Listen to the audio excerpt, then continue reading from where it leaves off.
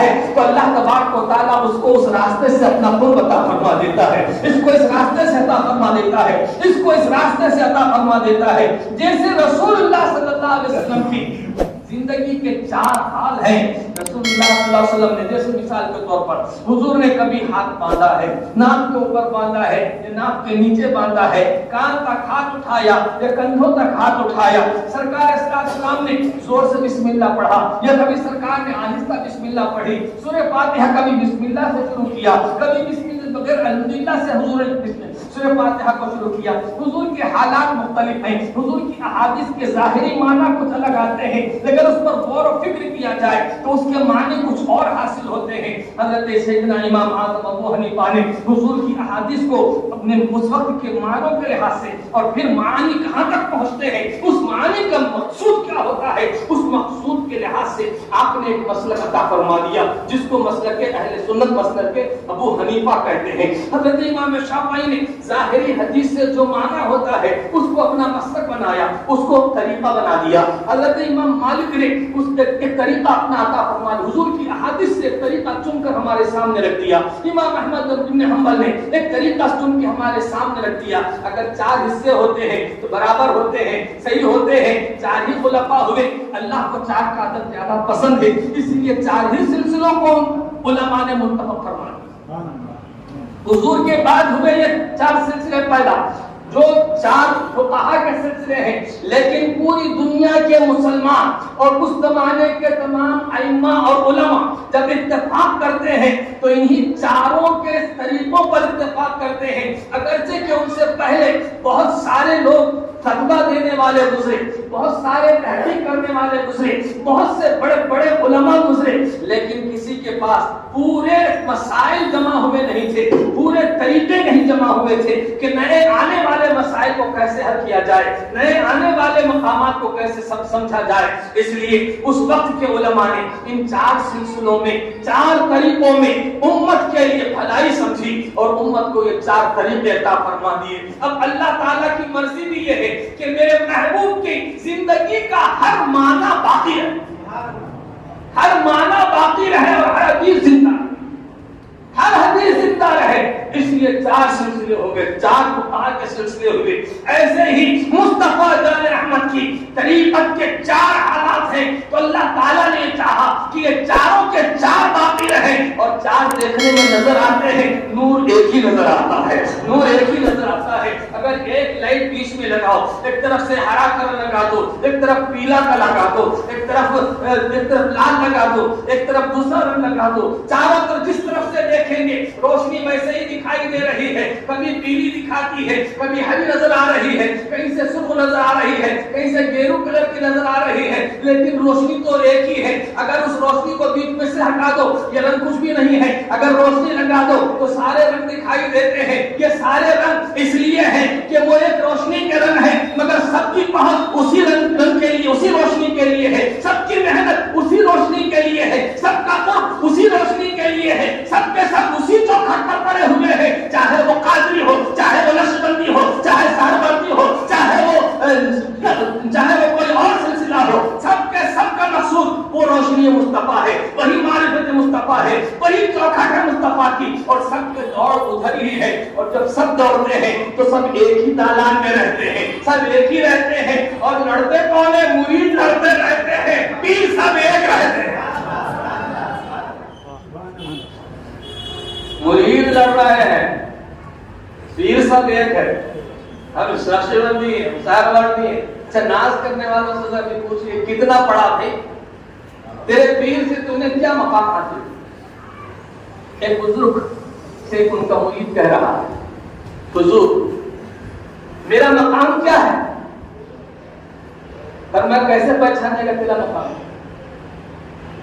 بولیے دین میں میرا مقام کیا ہے، کیسے پہچانے؟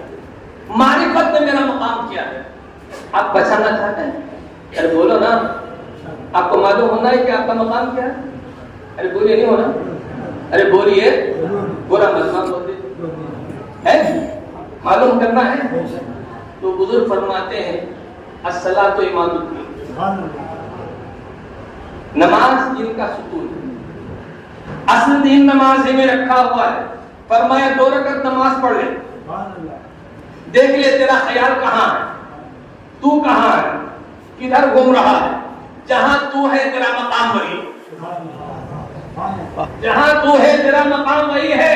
اور حقیقت اگر آج ہم ڈھونڈتے ہیں تو ہماری نماز کا حال یہ ہے کہ ہم کبھی بازار میں ہیں، کبھی ہم گج میں ہیں، کبھی ہم فلاں جگہ ہیں، کبھی ہم فلاں جگہ ہیں۔ یہ ہمارے حالات ہیں، یہ ہمارے مقام ہے۔ اولیاء کرام کو اگر دیکھتے ہو تو ان کا مقام یہ ہے، ان کی حالت یہ ہے کہ وہ نماز کے لیے رکعت باندھتے ہیں تو عرش الہی کے نیچے کھڑے ہوئے ہیں اور عرش الہی ان کی آنکھوں کے سامنے ہے، سجدہ کر رہے ہیں تو قدم مصطفیٰ ان کے سامنے ہے، وہ اللہ اکبر کہتے ہیں، کعبہ ان کے سامنے کھڑا ہوا ہوتا ہے۔ اگر ان سے کندھے سے کندھا مل جاتا ہے کسی مقتدی کا تو اسے عرش سے پٹ تک سب دکھائی دیتا ہے۔ ان کا اپنا حال یہ ہے، اور جو ان سے منسبس ہو جاتا ہے، جو ان سے فیض ان سے ملتمس ہو جاتا ہے، جو ان سے ٹچ ہو جاتا ہے، قریب ہو جاتا ہے، اس کو بھی وہ حقیقت نظر آتی ہے۔ دوستو ان کا مقام ہم ڈھونڈ رہے ہیں، ہمارے اپنے مقام کا ہم کو پتہ نہیں ہے، اور ہم ولیوں کے مقام کو ڈھونڈ رہے ہیں۔ ان کا مقام کیا ہے، ان کا مقام کیا ہے؟ اپنے مقام کو دیکھ لو، یہاں پڑے ہوئے ہو، عرش پہ بیٹھنے والے کا مقام تم کیا ڈھونڈ سکو گے؟ عرش کے سائے میں پھرنے والوں کا مقام تم کیا تلاش کر سکو گے؟ لاہور کی سیر کرنے والوں کو ہم کیا دیکھ سکتے ہیں؟ ہم تو صرف اتنا ہی سمجھ پائے ہیں، ہم ان کے مرید ہوئے ہیں، مگر جن کے مرید ہوئے ہیں ان کا بھی حال یہ ہے، مرید کرنے والے صاحب مرید کر کے چلے گئے، پیر صاحب چلے گئے، مرید کیا کر رہے صاحب؟ آج کل صرف رسم باقی ہے۔ کبھی آپ نے سنا کہ فلاں کا مرید تھا اس مقام پر پہنچ گیا، آج کی طرف نہیں، اس لیے کہ پیر صاحب بھی صرف ویسے ہی ہیں، مرید صاحب بھی ویسے ہی۔ مرید کے اندر جستجو نہیں ہے، مرید کیوں بنا، مرید کس کا بنا، کس کے لیے مرید بنا، یہ بھی نہیں معلوم، مرید کیوں بننا چاہیے یہ بھی نہیں معلوم، مرید ہونا کس کو بولتے ہم نے سکھائی نہیں۔ ان لوگوں نے مرید کا مطلب سمجھا تھا، چنانچہ حضرت باقی باللہ رحمۃ اللہ تعالی علیہ کی زندگی کو پڑھیں گے، وہ ہندوستان میں کئی بزرگوں کے پاس پہنچے، لیکن اس کے بعد انہیں خواب میں دکھایا جاتا ہے کہ تم کو فلاں جگہ جانا، ہندوستان سے چل کر وہ پھر اس مقام تک پہنچتے ہیں۔ وہاں پہنچنے کے بعد وہ کہہ رہے ہیں یا باقی باللہ، نام تو ان کا رضی الدین، مشہور ہو گئے باقی باللہ۔ کیا مطلب باقی باللہ؟ ایک قطرہ پانی لو، سمندر میں ڈالو، ایک ندی کے کنارے پر ڈالو، کیا ہوا؟ ندی کے کنارے جب ڈالیں گے مٹی پر پانی کا قطرہ ختم ہو مٹ گئی، اسی قطرے کو اٹھا کر ندی میں ڈال دو، کیا ہوا؟ باقی۔ اب اس کو مٹانا ہے تو پوری ندی کو مٹانا پڑتا۔ ہم نے اپنے نفس کے قطرے کو، اپنی جان کے قطرے کو اس دنیا میں ڈالا، مٹ گئے۔ انہوں نے اپنی جان کو اللہ تعالیٰ کے نور میں ڈبایا، باقی ہو گیا۔ تو زندہ ہے بندہ، تو زندہ ہے بندہ، میری چشم عالم سے چھپ جانے والا۔ حضرت اس پر بہت سارے لوگوں نے تزمین لکھی ہوگی، میں نے بھی ایک تزمین اس پر لکھی۔ میں نے عرض کیا ہے تو فانی ہے باللہ، تو باقی ہے باللہ، تو پورا یاد نہیں بس تو فانی ہے باللہ، تو باقی ہے باللہ، تو زندہ ہے بندہ، تو زندہ، تو ہی اصل عالم، تو ہی دہر بندہ۔ دو عالم میں دیکھو، دو عالم جدھر دیکھو چرچے ہیں تیرے بندہ، تو فانی ہے باللہ، تو باقی ہے باللہ، تو زندہ ہے بندہ، تو زندہ ہے بندہ، میری چشم عالم سے چھپ جا۔ بقا کہاں ہے؟ اللہ تعالیٰ کی ذات۔ اب وہ ایسا باقی ہے کہ انہیں کبھی فنا ہی نہیں، کبھی فنا نہیں۔ اور آپ ہم لوگ مرید کیوں ہو رہے ہیں؟ مرید کا مطلب کیا ہے؟ میرے دوستو، سب سے پہلے ہم مریدوں کو چاہیے کہ مرید کا جو مقصد ہے، مرید ہونے کی جو ضرورت ہے، اس کو سمجھنا ضروری ہے۔ مرید کسے کہتے ہیں؟ مرید کے معنی ہے ارادہ کرنے والا۔ کہے کا ارادہ کرنا؟ جب آپ گھر سے نکلتے ہیں کہیں جانے کے ارادے سے، تو نکلے بازار جانے کے ارادے سے، تو آپ مرید ہوئے بازار، مسجد جانے کے لیے مسجد کے مرید, جدھر جا رہے ہیں ادھر کے مرید. آپ مرید ہو رہے ہیں, ارادہ کر لیا کہاں کا؟ اگر ادھر ادھر کا ارادہ رہتا تو کسی اور جگہ جاتے. اسکول گئے تھے مرید ہوئے, اسکول کے ٹیچر گئے, اسکول کے پاس فلاں جگہ فلاں جگہ فلاں جگہ فلاں جگہ. لیکن ہم اب گھر سے نکلے تھے مرید ہوئے. جس کو مرید نہیں کہتے آپ.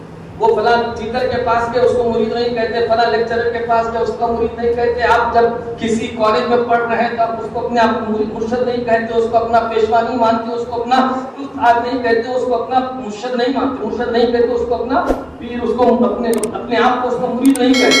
مرید نہیں کہتے اگرچہ کہ اس کی ساری بات مانتے ہیں, اس کا دیا ہوا پڑھتے ہیں, اس کا دیا ہوا ہوم ورک لکھتے ہیں, اس کے طریقے پر چلتے ہیں, مگر کبھی آپ اپنے آپ کو اس کا مرید نہیں کہتے ہیں. جو مرید اصل میں ہو گیا وہ جو اللہ تعالیٰ کی طرف جانے کے لیے نکلا, اس کا راستہ اللہ تعالیٰ تک پہنچنے کا ہے. اب اللہ تعالیٰ تک پہنچنے کے لیے کس کو پکڑا؟ کون سا مرشد چاہیے اس کے لیے؟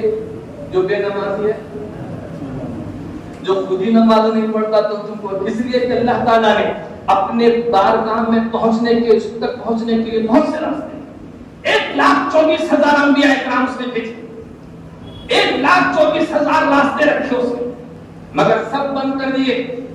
ایک ہی راستہ باقی ہے, وہ مصطفیٰ کا بارگاہ. وہی ایک راستہ ہے, پھر اس کے علاوہ کوئی دوسرا راستہ نہیں. اور دوسرے راستے سے جانے والے بہت سے جوگی بن کے رہ گئے, اور بہت سے روگی بن کے رہ گئے, بہت سے جادوگر بن کے رہ گئے, بہت سے دنیا میں پلٹ کر دیوانے ہو گئے, جو اس راستے کو چھوڑ کر کسی اور راستے سے اللہ تعالیٰ تک پہنچنا چاہتے تھے. وہ شیطان تک تو پہنچ گئے, لیکن رب تک نہیں پہنچ سکے, رحمان تک نہیں پہنچ سکے. رحمان تک پہنچنے کا, رب تک پہنچنے کا صرف ایک ہی راستہ اللہ نے رکھا ہے, وہ مدینے کا راستہ, وہ مصطفیٰ کا راستہ ہے, حضور کا راستہ ہے. اب حضور کے راستے سے جو چلے گا وہ مدینہ پہنچے گا, رسول اللہ اللہ تعالیٰ تک پہنچے گا. اللہ تعالیٰ اسی کو تو فرما رہا ہے, قل ان کنتم تحبون اللہ فاتبعونی یحببکم اللہ. اگر تم کو اللہ تک پہنچنے کا ارادہ ہے, یا اللہ تعالیٰ کو پانے کا ارادہ ہے, اللہ تعالیٰ کی محبت کا تم ارادہ کر رہے ہو, تو اللہ حبیب سے اللہ فرمانا فاتبعونی, تم میری اتباع کرو, تو میرے پیچھے چلے آؤ, میرے پیچھے چلے آؤ. یحببکم اللہ. اب تم اللہ سے محبت کرتے ہیں, بولنے کی ضرورت نہیں ہے, بلکہ خود اللہ اللہ تعالیٰ خود تم سے محبت فرمانے لگ جائے گا. وہ اللہ تعالیٰ خود تم سے محبت کرے گا, اور اس کی محبت کا عالم یہ ہے, رسول پاک فرماتے ہیں جب اس کی راہ میں تم ایک بالش بھر کوشش کرتے ہو, اللہ تعالیٰ تمہارے 1 گز قریب ہو جاتا ہے, 1 گز قریب ہو جاتا ہے. اور اگر تم 1 گز قریب محنت کرتے ہو تو اللہ تعالیٰ تم سے اور زیادہ قریب ہو جاتا ہے. یعنی تمہاری محنت تھوڑی ہوتی ہے, ادھر سے رحمت زیادہ ہوتی ہے. یہ سب احسان ہے مصطفیٰ کی رحمتوں کا, مصطفیٰ کی عنایتوں کا, مصطفیٰ جان رحمت صلی اللہ علیہ وسلم کے صدقوں سے. تو اب ہم کو اللہ تعالیٰ تک پہنچنا ہے. اللہ تعالیٰ تک پہنچنے کے لیے ہم گھر سے نکلے ہیں. کس کے مرید؟ اس لیے ہم کسی پیشوا کو تلاش کر رہے ہیں, کسی مرشد کو تلاش کر رہے ہیں, کسی پیر کو تلاش کر رہے ہیں جو ہمارے لیے اس راستے کو دکھائے. اس لیے پیر کو ڈھونڈتے ہیں کہ پیر صاحب اس راستے سے آتے جاتے ہیں. ہاں, اگر آپ کا بچہ گھر سے نکلا, اکیلا گیا بازار کو, 5-6 سال کا بچہ, تو باپ پریشان ہو جائے گا, ماں پریشان ہو جائے گی, کہیں کوئی ٹکر نہ مار دے, کہیں کو اس کو اٹھا کر نہ لے جائے, کہیں اس کو راستہ نہ بھول جائے, کہیں پریشان نہ ہو جائے, کچھ بڑا حادثہ پیش نہ آ جائے. اس لیے سب لوگ پریشان ہوں گے. اگر وہی بچہ باپ کی انگلی پکڑ کے جا رہا ہے تو ماں کو سکون میں ہے, اور اس کے پورے گھر والے سکون میں ہیں. کیوں؟ اس لیے کہ اس کے بچہ کا باپ اس کے ساتھ ہے, لہذا باپ اس کی تربیت کرتا ہوا لے جائے گا. اب وہ راستہ چل رہا ہے تو راستہ چلنے کا ہنر باپ اس کو سکھا رہا ہے, وہ سکھائے گا اس کو. اگر کوئی شریر آئے گا اس کو ہٹائے گا, کوئی شر آئے گا اس سے بچائے گا, کوئی اس پر حملہ آور ہوگا باپ اس کی حفاظت کرے گا. چنانچہ یہ وہ راستہ ہے اللہ تعالیٰ کے قرب کا. اس راستے کو اگر چلنے کے لیے کوئی آدمی نکلتا ہے تو سرکار ہی فرما رہے ہیں, ایک مرتبہ سرکار نے ایک لکیر کھینچی اور اس کے دائیں بائیں بے شمار لکیریں کھینچی, فرمایا یہ سیدھا راستہ ہے, اور اس راستے پر ایسے سارے لکیریں ہیں, یہ سب اس کے اوپر بیٹھے ہوئے شیطان ہیں. کوئی چلنے والا نکلتا ہے تو کوئی ادھر اس کو بھٹکاتا ہے, کوئی اس کو ادھر بلا رہا ہے, اور اگر کسی کام کامل کے ہاتھ میں ہاتھ دے کر چلتے ہو تو اسے سارے موڑ معلوم ہے، سارے راستے معلوم ہے، اس لیے تنہا مت جاؤ، اس ولی کے ساتھ جاؤ، اس پیر کے ساتھ جاؤ، اس پیر کا ہاتھ پکڑ کر جاؤ. جب ان کے ساتھ چلو گے تو ایک راستہ وہ ہے دوستوں جو بالکل چوڑا راستہ ہے جس کو نیشنل ہائی وے کہتے ہیں. ہائی وے جو ہوتا ہے بالکل بہت بڑا چوڑا ہوتا ہے، اس کے اندر کوئی خطرہ شنکا نہیں ہوتی، اس کا نام شریعت ہے. یہ شریعت کا راستہ، اس میں کوئی ڈاؤٹ نہیں رہتا. اور طریقت کہتے ہیں گلیوں کا راستہ. تو گلیوں کا جو راستہ رہتا بڑا قریب کا راستہ رہتا، کٹ مار کے پہنچ جاتا ہے نا.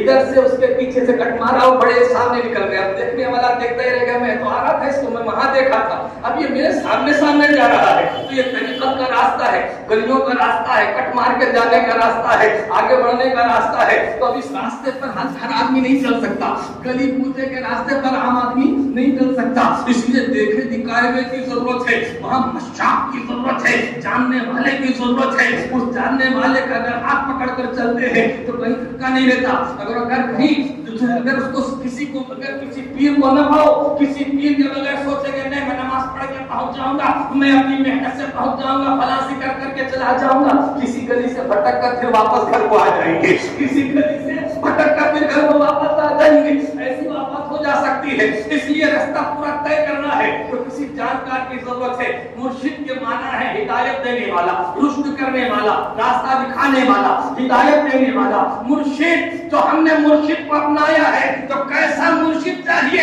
مرشد وہ چاہیے جس کے ہاتھ میں سنت رسول بھی ہو، قرآن بھی ہو. حضرت سیدنا عبدالخالق گجدوانی رحمۃ اللہ تعالی علیہ جو حضرت بابا شماسی کے پردادا پیر ہوتے، علی رامتی جن کو عزیزان کہتے ہیں، ان کے پیر و مرشد ہے عارف دیوگیری رحمۃ اللہ تعالی. ان کے پیر و مرشد حضرت سیدنا عبدالخالق گجدوانی، ان کے پیر و مرشد حضرت یوسف حمدانی رحمۃ اللہ تعالی. یوسف حمدانی رحمۃ اللہ تعالی غوث اعظم کے ہم زمانہ.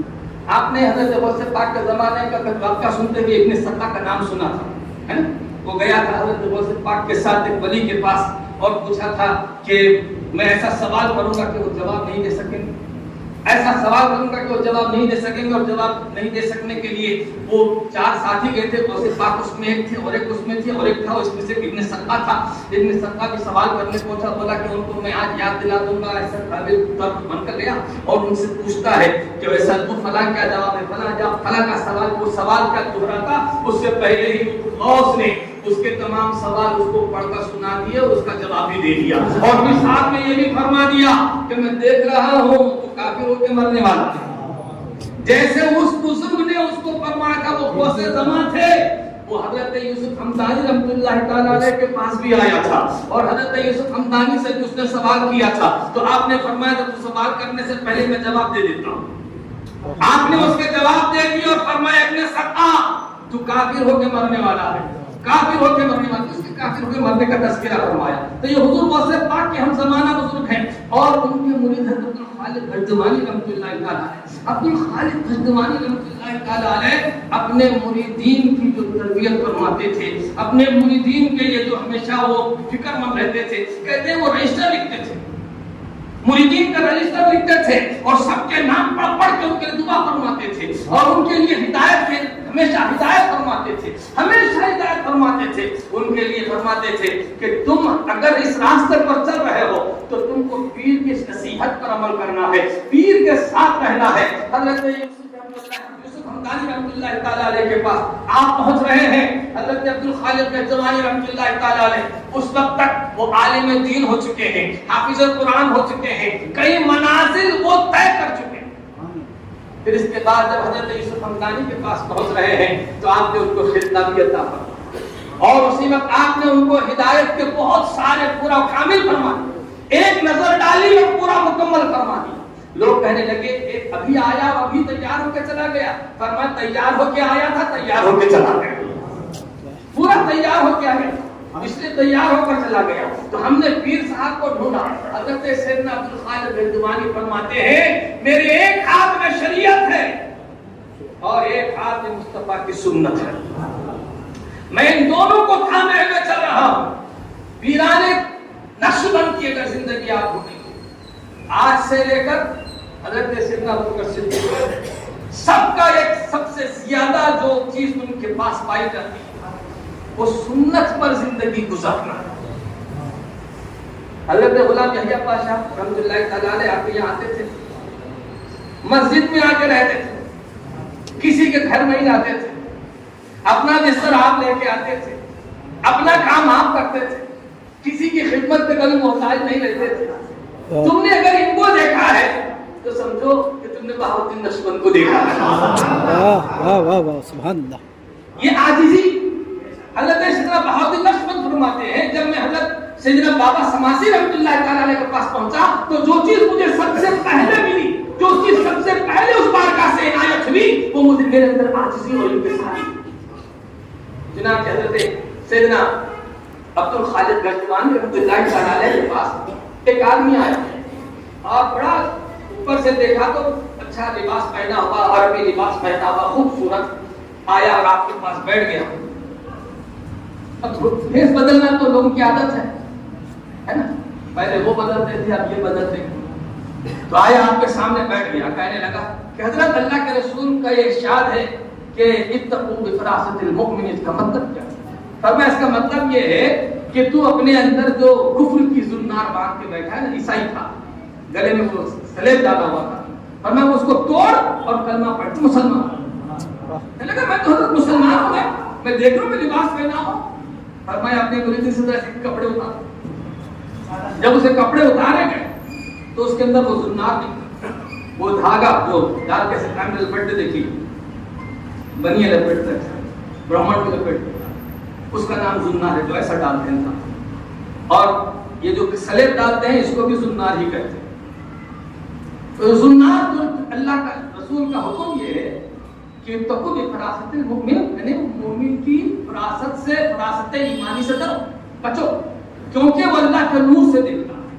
تو اس کا معنی کیا ہے؟ آپ فرماتے اس کا معنی یہ ہے کہ تیرے اندر جو زنار ہے اس کو توڑ اور کلمہ پڑھ کے مسلمان ہو. مطلب تو اگر لباس بدل کے بھی آیا ہے تو میں تجھے پہچانتا ہوں, تو کسی بھی لباس میں آئے اللہ والے تجھے پہچانتے. تو جب اتارا گیا لباس تو اس کے اندر زنار تھا, اسے توڑا گیا, پھر وہ کلمہ پڑھ کے مسلمان ہو گئے. بات یہاں ختم ہو جاتی, لیکن حضرت عبد الخالق گجوانی اپنے مریدین سے فرماتے ہیں چلو آؤ, جیسے اس نے کلمہ پڑھ کر اپنے گناہوں کی بخشش کروا لی ہے, ہم بھی اپنے زنار توڑ کر آج کلمہ پڑھیں. لوگ کہنے کہ حضور کیا زنار ہے؟ فرمایا غرور زنار ہے, اپنے آپ کو اچھا سمجھنا زنار ہے. ذرا اس کو توڑو اور توڑ کے کلمہ پڑھو. جتنے مریدین سے سب سجدے میں گر گئے, سب کے سب رونے لگے, اور آپ کے اس جملے نے سارے لوگوں کے حاضرین کا حال بدل دیا. اور جو آیا تھا وہ کافر, جو کلمہ پڑھا تھا اسی عام سجدے میں گرا اور بندوں میں اس کا شکر. تو سلسلہ نقشبند جسے کہہ رہے ہیں, اس نقشبند سلسلے کا ایک اور خاص بات, حضرت سیدنا بہاؤالدین نقشبند رحمۃ اللہ تعالیٰ علیہ سے ایک آدمی کہنے لگا یہ بتائیے کہ آپ جہری ذکر کرتے؟ فرمایا نہیں. کہنے لگا تو کیا کرتے؟ کون سا ذکر کرتے؟ فرمایا سری ذکر کرتے. پھر اس نے کہا کہ آپ نے اپنے طریقے کی بنیاد کس چیز پر رکھی؟ سرکار غوث پاک سے بھی یہ سوال ہوا, حضور غوث پاک سے بھی پوچھا گیا کہ آپ نے اپنے طریقے کی بنیاد کس بات پر رکھی؟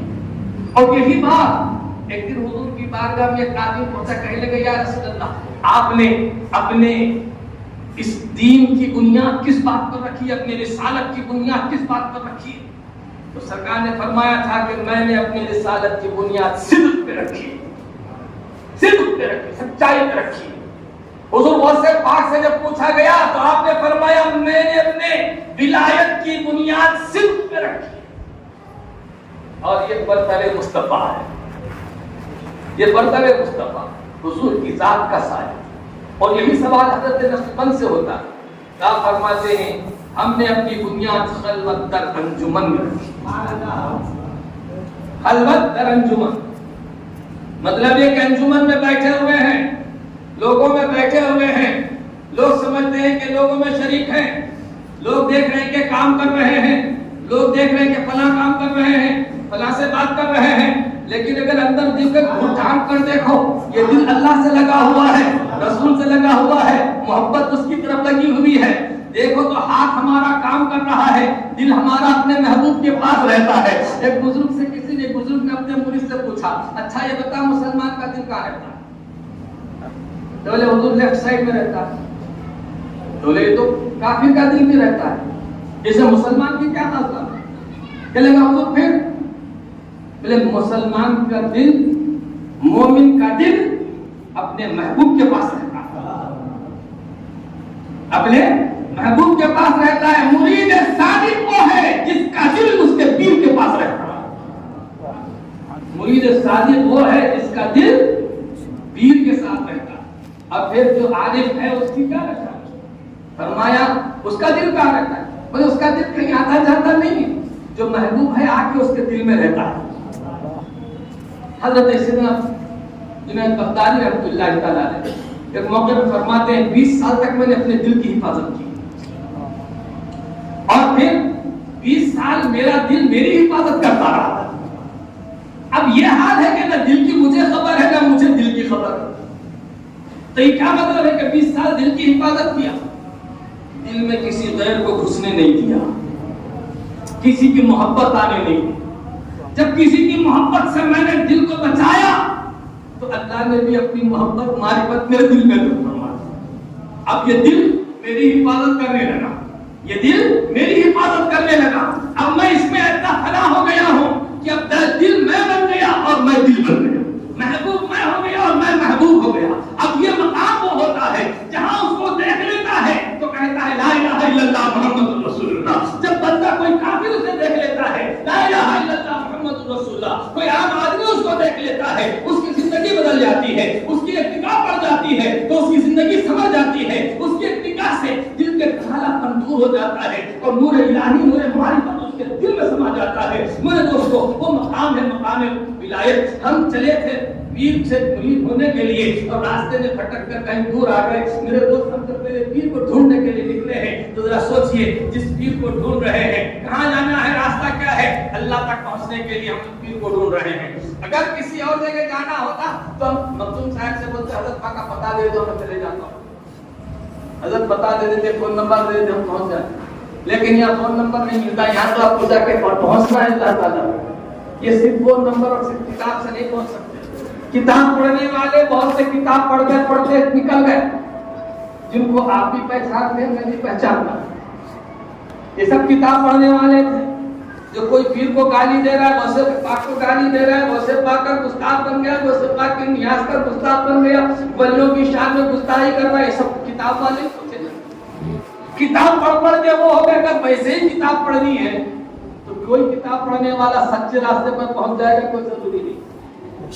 ہر کتاب پڑھنے والا پہنچنا کوئی ضروری نہیں، لیکن کتاب والے کے ساتھ اگر کوئی چلتا ہے تو کوئی نہیں بچ کر سکتا۔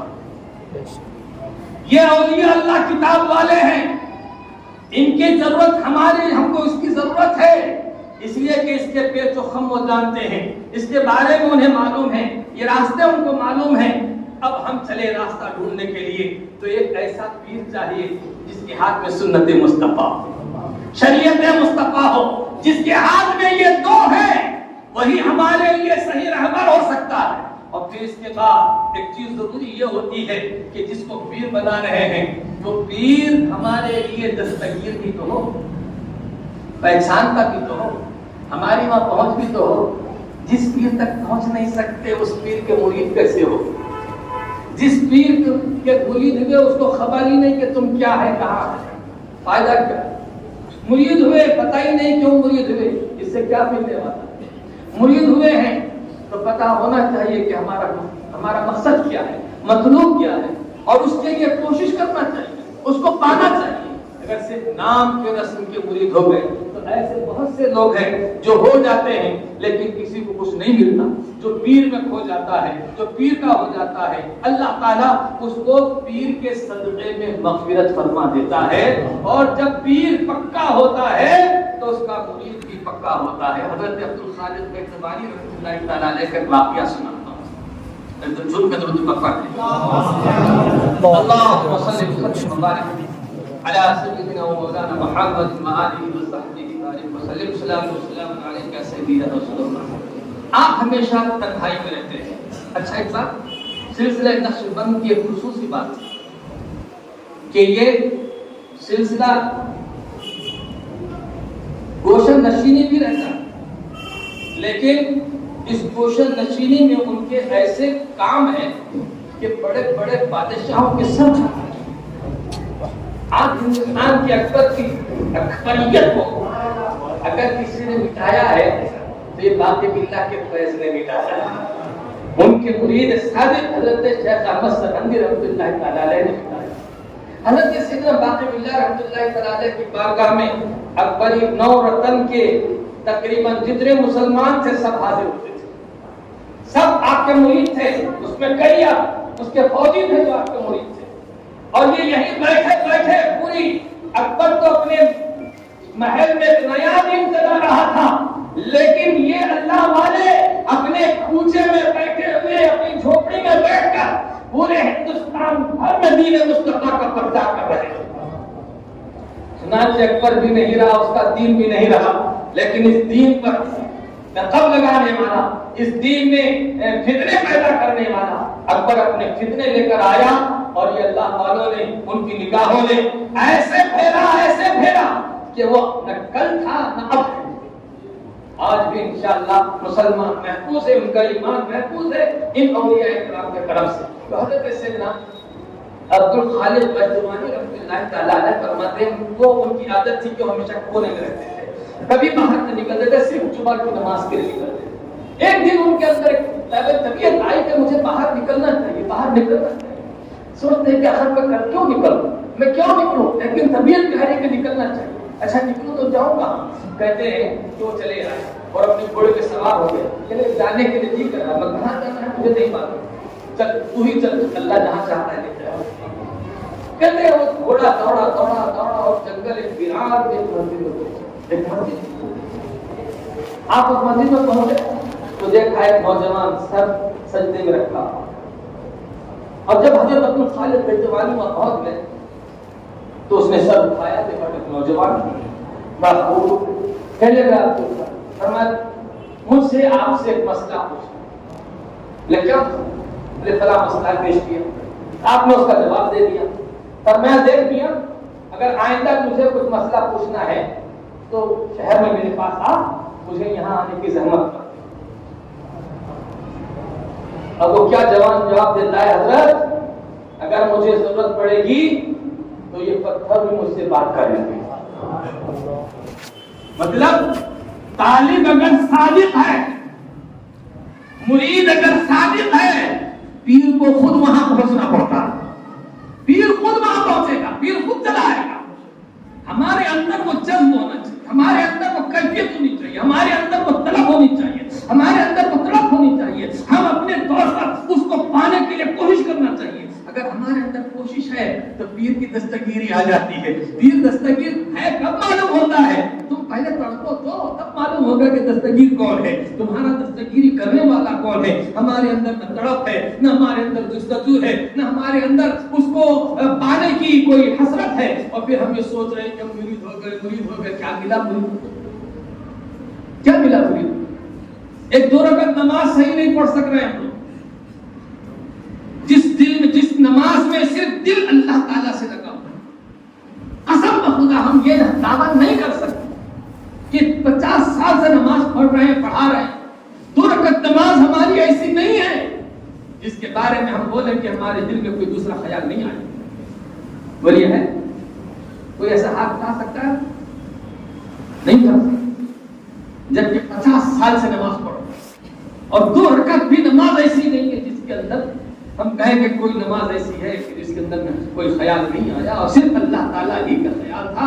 अल्लाह ताला के हुजूर हम गिड़गिड़ा रहे थे, नमाज पढ़ रहे थे, अल्लाह ताला से मोहब्बत की बातें कर रहे थे, कुरान पढ़ रहे थे, कुरान सुन रहे थे, कुरान का मजा ले रहे थे, उसकी तस्बीह की चाशनी हमारे दिल को महसूस हो रही थी और जुबान से मजे आ रहे थे और दिल हमारा लूट रहा था, और हम उसी की बारगाह में थे, उसकी अर्श के साए सजदे कर रहे थे। यूं महसूस हो रहा था जैसे मुस्तफा हमारे सामने खड़े हुए हैं और सजदा कर रहे हैं, जमीन पर नहीं, अल्लाह ताला के महबूब के कदमों पे हमारा सर पड़ा हुआ है और हुजूर मुस्कुराते हमारे कदम हमारे सर को देख रहे हैं। कभी हमारे अंदर ऐसी कैफियत हुई, कभी हमने ऐसी रकात नमाज पढ़ी, ऐसी नमाज हमारे अंदर कभी दिखाई दी? तो दोस्तों कहते हैं नहीं दिखाई दी। 50 साल से नमाज पढ़ रहे हैं, लेकिन उन अल्लाह वालों की जिंदगियों को देखो कि वो नमाज के लिए खड़े हो जाते थे तो कोई उनको हिलाने वाला नहीं था, कोई उनको हटाने वाला नहीं था, कोई उनके अंदर तब्दीली लाने वाला नहीं था, बल्कि जो उनके बाजू खड़ा हो जाता था उसकी भी जिंदगी संवर जाती थी, जो उनके पीछे नमाज पढ़ लेता था उसकी भी जिंदगी संवर जाती थी, जो उनको देख लेता था उसकी दिल की काया पलट जाती थी।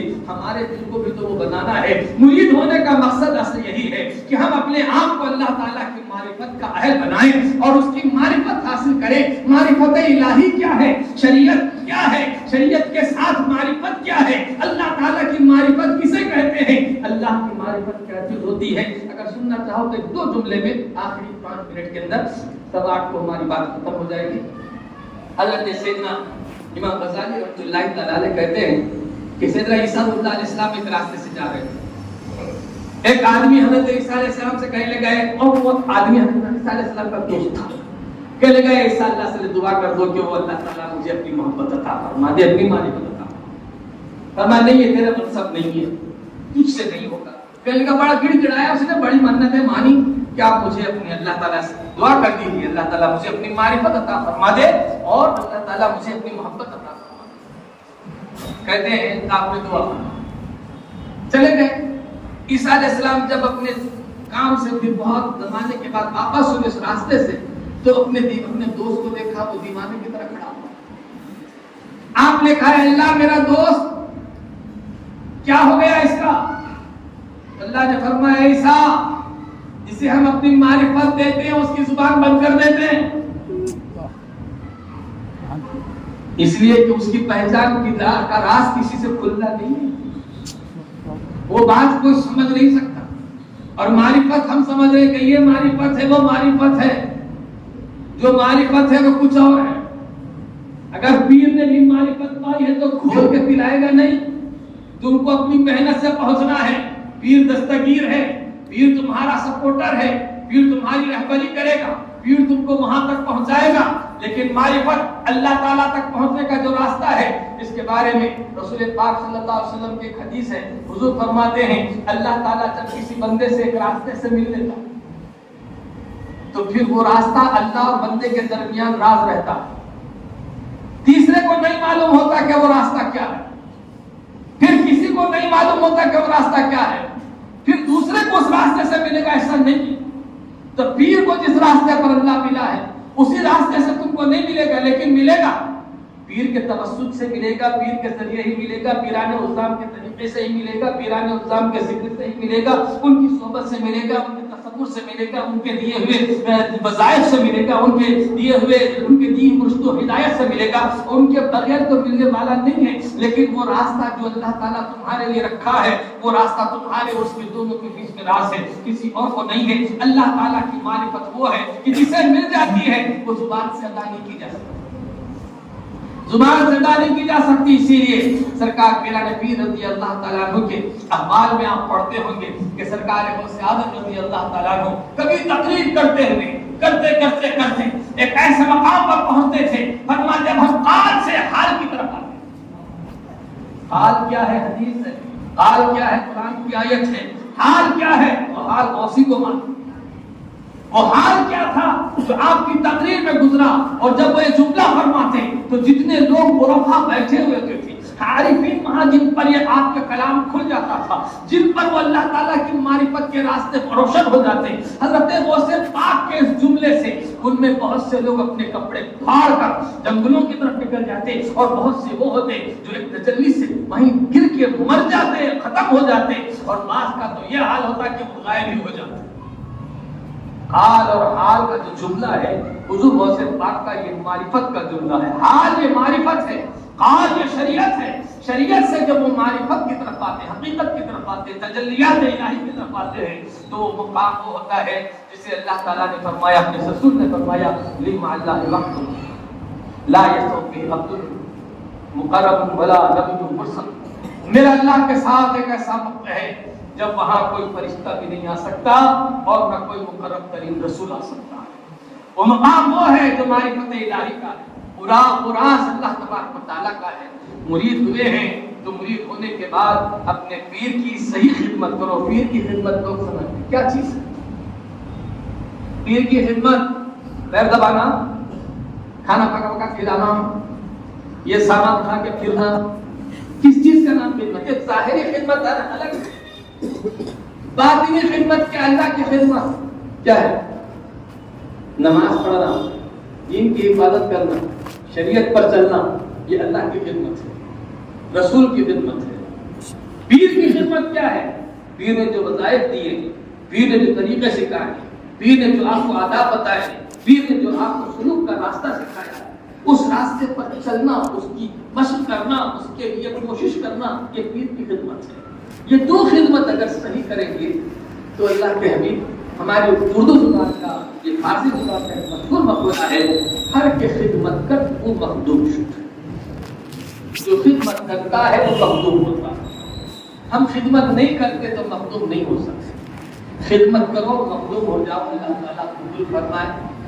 جو بات بولنی تھی مجھے نہیں معلوم میں نے کیا کہا، اللہ تعالیٰ نے بلوایا، یہ پیران صاحب کا کرم ہے، سرکار نقشبند کا احسان ہے، بڑا کرم ہے۔ سرکار نقشبند رضی اللہ تعالیٰ کا ایک واقعہ جو مشہور، بڑا مشہور واقعہ ہے۔ آپ نے مجاہدات بہت کی، بہت مجاہدات، بچپن سے آپ کی زندگی مجاہدات کی تھی۔ میں نے کہا نا کہ حضرت سید بابا سماسی رحمۃ اللہ تعالیٰ علیہ آپ کے بارے میں فرمانے، میں نے تجھے اپنا گود لے لیا، میں نے تم کو اپنا فرزندی میں قبول کر لیا۔ حضرت بابا سماسی حضرت میر کلال سے، سید میر کلال سے فرماتے ہیں، اے میر کلال، یہ میرا فرزند، تم اس کی تربیت کرنا، اگر اس کی تربیت میں تم نے ذرا بھی فرق کیا تو میں تم سے بات نہ کروں گا، میں تم سے خفا ہو جاؤں گا، میں تم سے ناراض ہو جاؤں گا۔ حضرت میر کلال رحمۃ اللہ تعالیٰ علیہ، حضرت بابا سیدنا خواجہ بہاؤالدین نقشبند رحمۃ اللہ تعالیٰ علیہ کو مرید کرتے ہیں، ان کو آپ نے بڑی محنتوں سے سنوارا، بہت سنوارا، بہت سنوارا، اور فرماتے ہیں اے بہاؤالدین، حضرت بابا سماسی کا جو حکم تھا میں نے اس کو پورا کر دیا ہے۔ اب ہر استاد کی ایک خواہش ہوتی ہے کہ میرا مرید، میرا شاگرد کامل ہوا یا نہیں ہوا، یہ دیکھنا چاہتا ہے۔ اب میں تم کو اپنا ایک بیٹا برہان الدین دے رہا ہوں، آپ کے بیٹے حضرت سیدنا برہان الدین رحمۃ اللہ تعالیٰ علیہ حضرت امیر کلال کے صاحب شادی، فرماتے میرا بیٹا میں تم کو دے رہا ہوں، اس کو سنوارو، اس کو سجاؤ، تو مجھے بھی سمجھ میں آئے گا کہ میں نے بھی بہاؤالدین کو سجایا ہے، بہاؤالدین کو میں نے کامل کر دیا ہے۔ حضرت سیدنا بہاؤالدین رحمۃ اللہ تعالیٰ علیہ بہت محنتی، بہت اچھا، اس راستے کے وہ ایک بڑے پیغام اللہ تبارک و تعالیٰ نے اسی لیے اس یہ سلسلہ تو بہت زمانے سے چلا رہا ہے، لیکن نقشبند کے نام سے، ان کے نام سے مشہور ہوتا ہے، یہاں سے بہت شاخیں اس کی نکلتی ہیں، بہت دور دور تک یہ سلسلہ پھیلا ہوا۔ آپ فرماتے ہیں میں ریاضت کے زمانے جنگلوں میں، بیابانوں میں اللہ کے ذکر کو کرتا تھا، اور سلسلہ نقشبندیہ کا ایک ذکر ہے، یہ ہے اللہ کا ذکر دل سے کرتے ہیں، آنکھ بند کر کے، زبان ہلانا نہیں، بس دل سے ہی کرنا، دل سے اللہ، روزانہ 2000 مرتبہ پڑھنا کم سے کم ہر مرید، اور اگر اس کی عادت ڈالیں انشاءاللہ آپ بات کرتے رہیں گے، دل اللہ پڑھتا رہے گا، زندگی جب صحیح نظر آئے گی وہ حضرت بہاؤالدین نقشبند کا فیضان نظر آئے گا۔ فرماتے ہیں اللہ کے ذکر کے لیے میں جنگلوں میں پھرتا رہا، بڑی مشقتیں، اور نفس اور میرے مقابل جو بلائیں تھیں وہ میرے مقابل کھڑی ہوئی تھی، مجھے کامیابی مل نہیں رہی تھی۔ ایک دن اسی اسنا میں کہ میں چل رہا تھا اور جنگل کی طرف، جنگل میں چل رہا تھا، اور اس فکر کو میں اپنے دل میں اتارنا چاہتا تھا مگر اتر نہیں رہا تھا۔ سامنے دیکھتا کیا ہوں کہ وہ سے پاک چلے آ رہے ہیں، حضور بہت سے پاک چلے آ رہے ہیں۔ فرمایا اے بہاؤالدین ادھر آ، فرمایا کیا حال ہے؟ کہا حضور اللہ کا ذکر کرتا ہوں مگر دل میں اتر نہیں رہا۔ فرماتے سرکار پیرا نے پیر نے اپنی 3 انگلیاں میرے دل میں گاڑ دی، اور فرمایا جا آج سے تیرے دل میں اللہ کا ذکر میں نے اتار دیا۔ اب کہتے ہیں اس کے بعد میری یہ کیفیت تھی کہ میں اللہ یہی نقش مجھ سے تھا، یہی مجھ سے چلتا تھا، اور فرماتے یہی کہتے کہتے آپ ویرانے سے جب شہر کی طرف آ رہے تھے، ایک کمار بڑے بنا رہا تھا، گھڑے بنا کے کچے گھڑے بنا کے سکھانے کے لیے رکھ رہا تھا. حضرت بہاؤالدین چلے آ رہے تھے. آتے آتے آپ کی نظر پہلے ان گھڑوں پر پڑ گئی. جن گھڑوں پر پڑی تو سارے گھڑوں پر لکھ گیا اللہ اللہ اللہ. کمار پکار اٹھا, اے شہنشاہ نقشبند, اے شہنشاہ نقشبند, نقش مراببند کہ گویند ترا نقشبند, اے نقشبندیوں کے شہنشاہ بادشاہ, ایک نقش مجھے بھی باندھ دے کہ تم کو ساری دنیا نقش بند کہتی ہے. نقش بند کب ہوتا ہے؟ جب دل میں نقشہ پیدا ہو جائے. اللہ اعلیٰ حضرت کی زبان میں پوچھو تو فرماتے ہیں آج میری کیفیت یہ ہے, آج میری کیفیت یہ ہے کہ اگر میرا دل توڑ چیر کر دو ٹکڑے کیے جائیں تو ایک پر لکھا ہوگا اللہ اور ایک پر لکھا ہوگا محمد. اور اگر ہمارے پیر مرشد سیدی سرکار حضور مفتی اعظم ہند کی خدمت میں چلیں گے تو فرماتے ہیں درود پاک پڑھیے اللہم صلی علی سیدنا محمد واصحابہ بارک وسلم.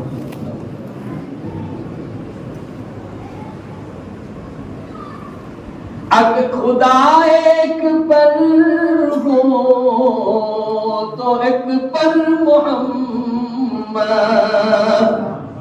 خدا ایک پر ہو تو ایک پر محمد. اگر قلب اپنا دوبارہ کروں میں, دوبارہ کروں میں. اللہ کریم ہمارے دلوں میں نقش پیدا کر دے اپنی محبت کا. تیرا فرمان ہے اولئک کتب فی قلوبہم الایمان وایدہم بروح منہ. یہی وہ لوگ ہیں جن کے دلوں میں اللہ نے ایمان لکھ دیا ہے, ایمان لکھ دیا. اللہ تعالیٰ نے اپنا نام ہمارے دل میں لکھا. ارے ذرا اپنے وجود کو دیکھو, یہ پسلیاں ادھر 12 ادھر 12, کلمے کو بھی اگر پڑھو گن لو 12 12. یہ اللہ کا نقشہ ہے تمہاری پسلیوں کا پنجرا. یہ دل کو بھی اگر کبھی چیر کر پڑھو تو اس میں لکھا ہوا ہے اللہ. اس کے اندر ایک محراب ہے, وہ بھی تمہیں اللہ کے نقشے میں دکھائی دیتا. جا بجا اللہ نے ہمارے اندر رکھے ہیں وہ نشانیاں اس کی, مگر ہمارے اندر بھی جستجو کی ضرورت ہے. ہم بھی اس کا ذکر کریں تاکہ حقیقت میں وہ نقشہ ہم پر نقش کر جائے. اور نقش بند کا جو نقشہ ہے ہمارے نام کے ساتھ نقش بندی بھی صحیح ہو جائے. اللہ پاک تو وہ توفیق عطا فرما اور اس راستے پر ہمیں کامیابی عطا فرما.